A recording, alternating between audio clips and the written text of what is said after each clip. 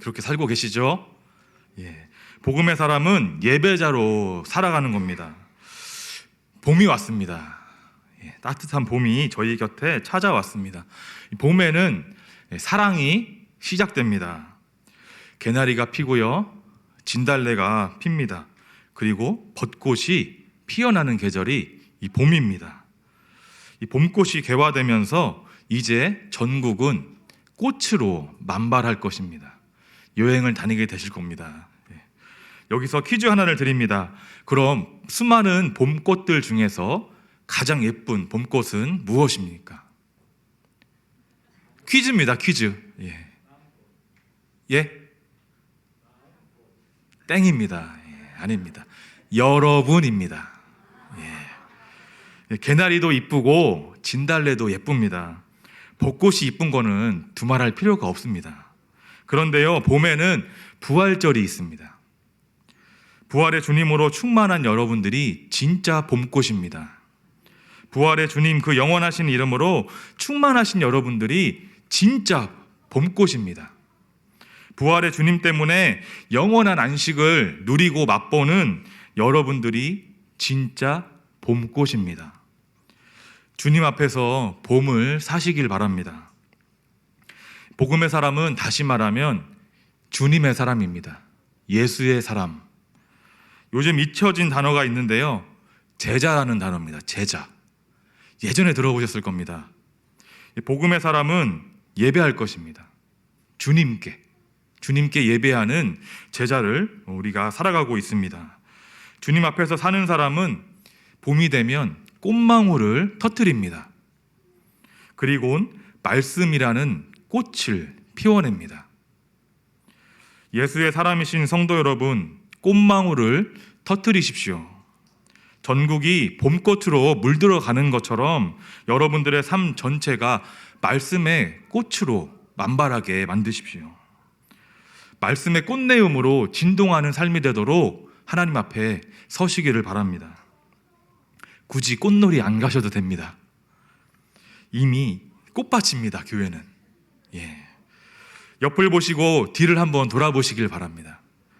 김 집사님 꽃이 피었습니다. 박 장로님 꽃이 피었습니다. 그리고 교회 앞 놀이터에도 꽃이 피었습니다. 얼마나 아름다운지 모릅니다. 사랑하는 성도 여러분, 바쁘다고 그냥 사시지 마시길 바랍니다. 봄에는 봄에 주시는 말씀을 먹어야 됩니다. 또 여름에는 여름에 주시는 말씀을 받아야 됩니다. 가을도 마찬가지고 겨울도 마찬가지입니다. 주님의 말씀으로 충만해야만 하나님이 지으신 때를 따라 도우시는 그 말씀의 은혜를 보고 누릴 수 있습니다. 분주하면 놓쳐버리는 게 참 많습니다. 분주하지 마시길 바랍니다. 오늘 본문은 한 자매를 소개하는데요, 언니 마르다, 동생 마리아를 소개합니다. 이 마르다와 마리아는 서로 고집을 하는 것이 있습니다. 언니 마르다는 분주함을 고집하고 있고, 이 동생 마리아는 천하태평함을, 여유를 고집하고 있습니다. 마르다를 분주한 여인으로 본문이 소개하고 있는데요, 마르다가 자기가 살고 있는 베다니, 이 동네의 촌구석에 주님이 오신 것을 알게 됩니다. 그리고 주님을 우리 집으로 영접하게 됩니다. 성경은 주님께서 마르다의 가족을 특별히 사랑하셨다라고 말씀합니다. 요한복음 11장 5절에 보면 예수께서 본래 마르다와 그 동생과 나사로를 사랑하시더니라고 말씀합니다. 주님께서는 이 촌구석, 이 베다니에 들락날락 하시면서 여유롭게 쉬셨습니다. 그 집이 이 바로 마르다와 나사로, 마리아의 집입니다. 주님과 마르다의 가정은 정말 친밀했습니다. 오빠 나사로를 사랑하셨습니다, 주님께서. 동생 마리아를 주님께서 사랑해 주셨습니다. 마르다가 주님을 자기 집으로 영접하는 것까지는 정말 잘했습니다. 그런데 그 다음이 문제입니다. 주님을 모셔놓고는 주방 가서 일하는 겁니다, 지금. 40절을 함께 보겠습니다. 마르다가 준비하는 일이 많아 마음이 분주한지라 라고 기록합니다. 분주한 사람의 특징이 무엇입니까? 첫째는 일이 많습니다. 그리고 일이 많으니까요, 염려와 근심이 계속 따라다닙니다. 주님이 이 분주한 마르다를 아셨겠죠. 심란하잖아요. 주님이 앉아 계신데 왔다 갔다 하고 뭐 꺼냈다가 넣었다가 이렇게 하고 있는 모습을 주님이 보셨습니다. 마르다야, 마르다야, 내가 많은 일로 염려하고 근심하고 있구나라고 주님이 말씀하십니다. 결론이 무엇입니까? 여유가 없다는 겁니다. 마르다에게 평안이 없다는 겁니다. 주님을 잘 영접하기는 했는데 그 다음이 없습니다. 그러니 어떻겠어요? 요즘 말로 주방에서 주님 드리려고 부친 게 한번 싹 던져놓고 주님 잘 계신가 한번 쳐다보는 겁니다. 그리고 그릇 하나 내놓고 동생 마리아를 바라보면서 저것 이렇게 하면서 또 째려보고, 이런 상황입니다. 주방에서. 마르다는 분주함을 계속해서 고집합니다. 본인이 맞다고 틀리지 않다고 생각하면서 주방 일을 계속합니다. 분주하니까요, 이 염려와 근심으로 앞뒤가 안 보이는 겁니다. 좌우가 안 보입니다. 주님도 힐끔힐끔 보고 있습니다. 이제 본문은 마르다가 가시같이 여기는 동생 마르다를 소개합니다. 마리아 역시 고집하는 것이 하나 있는데 그것은 주님의 발치 앞에 앉아있는 여유로움입니다. 언니의 따가운 시선에도 불구하고 마리아는 끝까지 이것을 고집합니다. 주님 앞에 앉아있기로. 그것은 이 팽팽한 이 신경전이 지금 주방에서 일어나고 있고 주님 발 앞에서 일어나고 있습니다. 이때 마르다가 한계에 다다릅니다. 그러면서 스팀이 오를 대로 올라서 뚜껑이 열리기 직전에 주님 앞에 찾아갑니다. 그리고 주님을 혼냅니다. 주님을 혼냅니다. 마르다가. 그러면서 주님에게 명령합니다. 아주 무서운 여인입니다. 본문을 읽는데요, 본문에 이어지는 뒷이야기가 궁금해지는 겁니다. 마리아가 심히 걱정이 되기도 하고, 이런 상황 속에서 마리아의 머리끄댕이를 잡아채는 마르다가 떠오르는 지경입니다. 아무튼 지금 상황이 이렇습니다. 40절입니다. 주여, 내 동생이 나 혼자 일하게 두는 것을 생각하지 아니하시니까 라고 합니다. 보고 계시는데 뭐 하시는 겁니까? 라고 주님에게 마르다가 말하고 있습니다. 당연히 화가 나죠. 어쨌건 마리아는 끝까지 천하태평을 고집합니다. 제가 이 국어사전을 찾아봤습니다. 컴퓨터로. 천하태평의 뜻이 무엇입니까? 두 가지 뜻이 나오는데요. 첫 번째는 온 세상이 태평하다는 뜻입니다. 그럼 태평은 뭡니까? 세상이 안정되어서 걱정이 없고 불안이 없는 상태를 태평이라고 합니다. 천하태평은 저희들이 좀 부정적인 의미로 많이 사용하긴 하는데요, 이 긍정적인 의미도 함께 있는 표현입니다. 두 번째 뜻이 기가 막힙니다. 근심 걱정이 없거나 성질이 느긋해서 편안함입니다. 국어사전 때 예문에 보면 이런 문장이 또 있습니다. 남의 속은 바짝바짝 타 들어가는데 너는 천하태평하구나 라는 이런 문장이 공식적으로 있습니다. 지금 상황이 딱 이겁니다. 마르다는 속이 바짝바짝 지금 말라가고 있는데 마리아는 천하태평을 누리고 있는 겁니다. 주님 앞에서. 어쩌겠어요? 원래 그런 겁니다. 주님만 만나면 천하태평이 이루어지는 겁니다. 염려와 근심이, 걱정이 없는 겁니다. 마음이 평안한 상태가 주님 발치에 앉아 있을 때입니다. 본문을 자세히 보시길 바랍니다. 마르다가 이겼습니까? 마리아가 이겼습니까? 마리아가 이겼습니다. 분주함과 이 천하태평이 싸웠는데 천하태평이 이겼습니다. 마르다가 준비하는 일이 많아서 분주했잖아요. 그런데 정작 준비를 마치고 있는 사람은 주님께서 마리아라고 말씀하십니다. 마리아가 이겼다는 것을 어떻게 알 수 있습니까? 짐작이 아니라 주님의 말씀으로부터 알 수가 있습니다.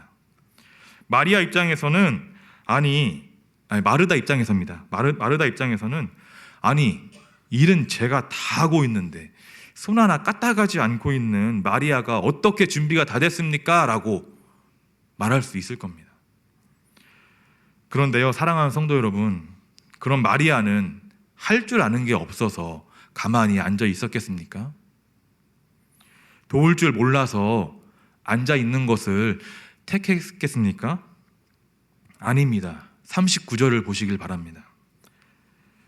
그냥 손님이 왔으니까, 주님이 오셨으니까 그래도 한 명은 앞에 앉아 있는 게 예의지, 이런 마음으로 앉아 있던 게 아닙니다. 주님의 말씀을 듣더니에 주목해야 합니다. 이 본문에 듣더니로 쓰인 이 에쿠엔이라는 단어는 오로지 말씀하시는 분에게 집중하여라는 의미입니다. 모든 신경을 쏟아서 주님을 바라보는 것보다 더 급하고 중요한 일은 없다라는 표현입니다. 사랑하는 성도 여러분, 주님을 사랑하십니까? 정말 사랑하십니까? 그럼 하던 것을 멈추시기 바랍니다. 분주하게 하고 있던 일을 반드시 멈추시기를 바랍니다. 분주하면 주님을 보지 못합니다. 마르다처럼 주님을 영접해 놓고도 육안으로 보면서도 주님을 제대로 보지 못하고 있는 겁니다. 분주하면 주님보다 염려와 근심과 걱정이 더 보입니다. 주님을 제대로 볼 수 없게 됩니다. 반면에 마리아는 눈앞에 앉아 계신 주님을 보고 있으면서도 또 보고 싶은 겁니다. 어떤 느낌인지 더 말씀 안 드려도 되잖아요. 나태주 시인의 유명한 꽃 그리고 봄이라는 시가 떠오릅니다. 자세히 보아야 예쁘다. 오래 보아야 사랑스럽다. 너도 그렇다. 주님이 보시기에 내가 그렇다. 할렐루야. 주님을 잠깐 보게 만드는 분주함을 이 시간 버려버리시길 바랍니다. 주님 발치에 앉아서 오래도록 주님을 마주하시는 은혜가 있기를 축원합니다. 사랑하는 내 주님을, 사랑하는 내 주님이 나에게 어떤 말씀을 하실지 침묵하는 겁니다. 이것이 완전한 사랑입니다. 오늘 주님의 발치 앞에 앉아있는 마리아가 누리게 되는 것이 참된 평안, 안식입니다. 내 앞에 앉아 계시며 나만 바라봐 주시는 주님 때문에 누릴 수 있는 참된 안식, 곧 영원함입니다. 신앙생활 하면서 기대하는 것들이 하나도 주님이 들어주시 않을지라도 내 앞에 앉아 계신 주님 때문에 내가 쉼을 누리는 것, 영원한 안식, 끝이 없는 안식을 누리고 있는 것, 이거면 된다는 것이 영원한 안식입니다. 할렐루야. 이것이야말로 주님을 정말 사랑하는 겁니다. 사랑하는 성도 여러분, 하나님께서 단 한 번 살게 하신 인생 마리아로 사십시오. 주님이 말씀하십니다. 마리아의 손을 들어주십니다. 별거 아닌 것 같지만 무서운 이야기입니다. 여러분들의 인생의 승패가 갈리는 선택이기 때문에 그렇습니다. 주님이 말씀하십니다. 마리아는 좋은 선택을 하였다. 이 시간 좋은 선택을 할 수 있는 방법을 주님의 이름으로 2가지 권면을 드립니다. 첫째는 반드시 멈춰 서십시오. 분주함에다 쉼표를 찍어버리십시오. 마리아에게는 있지만 마르다에게는 없는 것이 바로 쉼표입니다. 주님을 정말 사랑한다면 마리아처럼 멈춰 서는 겁니다. 언니가 따가운 시선을 보내도, 뒷일이 두렵고 걱정이 돼도 마리아는 꿈쩍하지 않았습니다. 언니가 주님에게 내 험담을 해도 일어나지 않고 멈춰 있었습니다. 요즘 현대인들은 쉼표가 없습니다. 브레이크가 없는 폭주기관차 같습니다. 가만히 있지를 못합니다. 쉼표가 있는 것을 오히려 불안해합니다. 불편해합니다. 그냥 불편하다는 말이 딱 맞습니다. 나도 모르게 불안한 존재가 되어 있습니다. 공황장애, 우울증, 불안장애, 강박증 다 주님 앞에 쉼표를 찍지 못해서 그런 겁니다. 멈춰서지 못해서 그런 겁니다. 솔직히 멈춰지지도 않습니다. 이 모습이 비그리스도인들에게만 일어나는 현상이 아닙니다. 그리스도인들, 주님을 영접했지만 똑같이 살아가고 있는 브레이크가 없는 인생들이 참 많다는 겁니다. 정말 빠르게 변화하는 시대 속에서 그리스도인들조차도 시대의 흐름에 딸려가고 시대 정신에 몸을 맡겨버린 지가 오래입니다. 그냥 마음이 분주하고 쫓깁니다. 아무튼 그냥 뭔가를 해야만 합니다. 그냥 쉬어도 되는 상황입니다. 그런데도 쉬지 못하고 핸드폰이라도 붙잡고 뭔가를 하고 있어야 됩니다. 뇌가 쉴 시간이 없고 마음이 쉴 시간이 없습니다. 몸이 쉴 시간도 없습니다. 이것을 반영하는 오픈 이야기를 하나 해드리겠습니다. 별다방이라고 부르는 스타벅스라는 카페가 있습니다. 이 카페에 있었던 학생이 본 것을 친구에게 나중에 해주는 이야기입니다. 야, 오늘 내가 스타벅스에 가서 놀고 있었는데 희한한 사람을 하나 봤잖아. 노트북이나 아이패드나 심지어 핸드폰도 갖고 오지 않은 한 사람이 앉아서 커피만 마시고 있었잖아 라는 이야기를 하는 겁니다. 진짜 커피만 마시더라고. 진짜 희한한 사람 봤잖아. 여러분, 카페에서 커피만 마시면 희한한 사람이 되는 세상입니다. 카페에서 커피만 마시면 희한한 사람이 됩니다. 그러면 카페 가서 커피만 마실 사람은 테이크아웃만 해야 됩니까?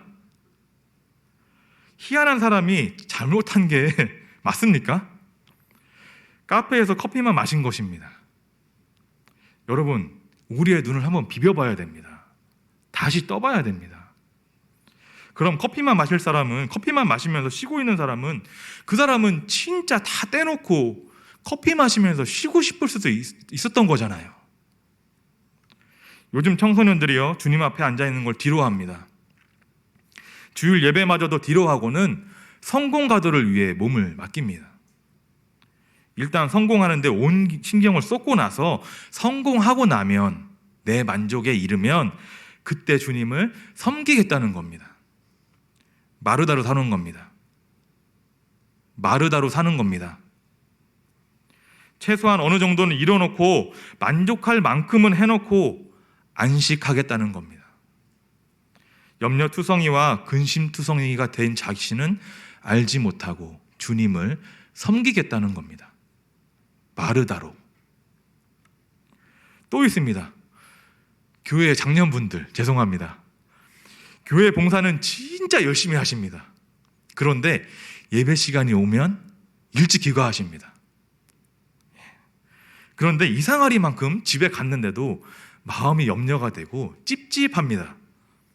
그러니까요, 이렇게 생각을 계속 정리합니다. 봉사도 예배지 뭐. 하나님이 아실 거야. 그런데도 찝찝합니다. 이상하게. 좋게 생각하자. 좋게 생각하자. 스스로 안식을 줍니다. 착각하시면 안 됩니다. 쉼표라고 해서 신앙생활을 쉬시는 것이 아닙니다. 신앙생활을 게을리 하시는 분이시거나 쉬고 계신 분들에게는 쉼표가 아닙니다. 물음표입니다. 제가 말씀드리는 삶의 이 개념은, 쉼의 개념은 안식을 위한 멈춤입니다. 일상의 분주함에서 멈춰서는 겁니다. 마리아처럼. 멈춰서는 것이야말로 주님이 주시는 안식으로 들어가는 첫걸음입니다. 그런데 멈춰서는 것만으로는 주님의 참된 안식을 경험할 수 없습니다. 그래서 드리는 두 번째 권면이 머무름입니다. 머무름. 곧 묵상의 자리에 머무르는 겁니다. 주님을 정말 사랑하신다면 마리아처럼 주님의 발치 앞에 앉으십시오.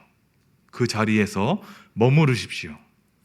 참된 안식은 묵상의 자리에서 시작됩니다. 오늘 마리아의 모습에서 특이점을 보셨습니까? 오늘 본문, 짧은 본문에서 이 마리아에게만 있는 특이점을 보셨습니까?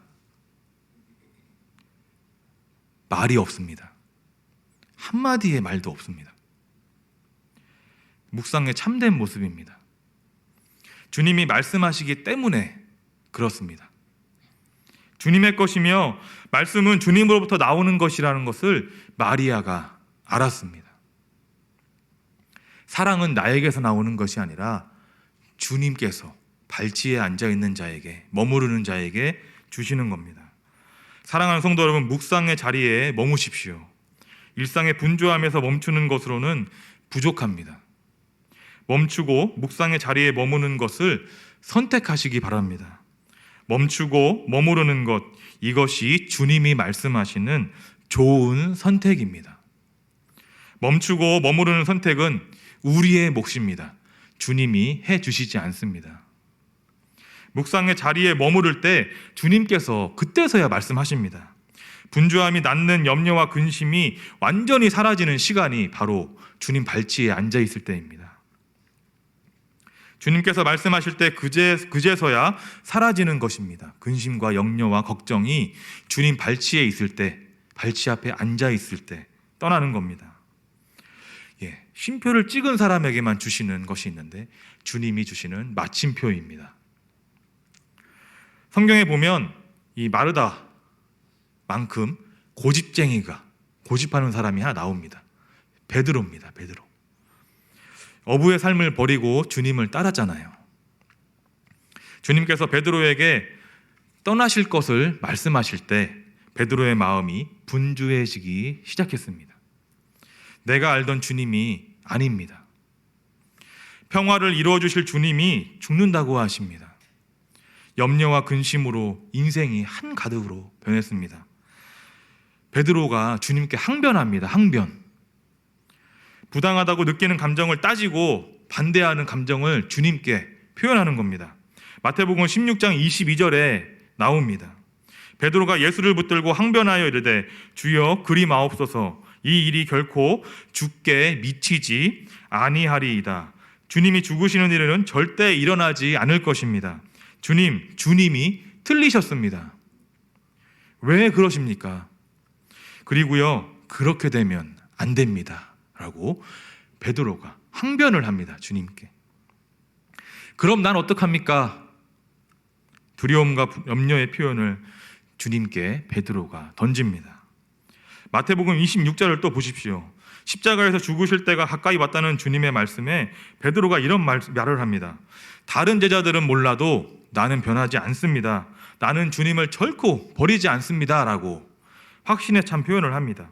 제가 주님과 함께 죽을지라도 결코 주님을 모른다 하지 않겠습니다. 라고 베드로가 강력하게 얘기합니다. 그런데도 주님은 떠나신다고 하시죠.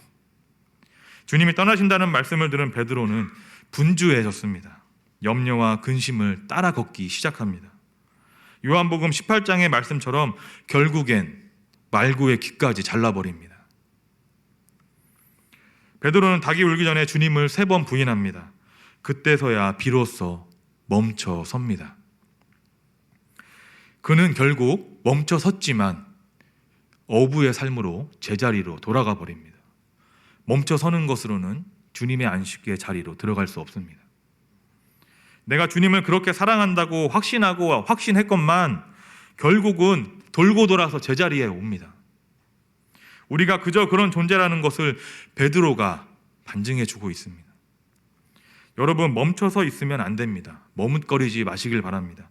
머무르십시오. 주님 발치 앞에. 할렐루야. 제대로 살아야 되지 않겠습니까? 사랑하는 성도 여러분, 정말 신앙생활 잘하고 계신 거 맞습니까?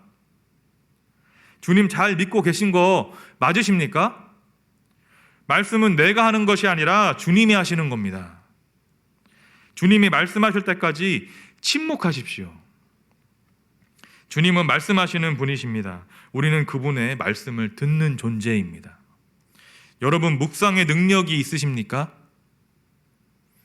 모두가 분주하게 사는 가운데 정말 신앙생활 잘하는 사람은 잘 듣는 사람입니다.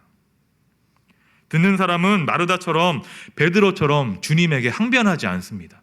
주님을 가르치지 않습니다. 잘 먹고 잘 사는 법은 주님 발치에 앉아 있을 때입니다.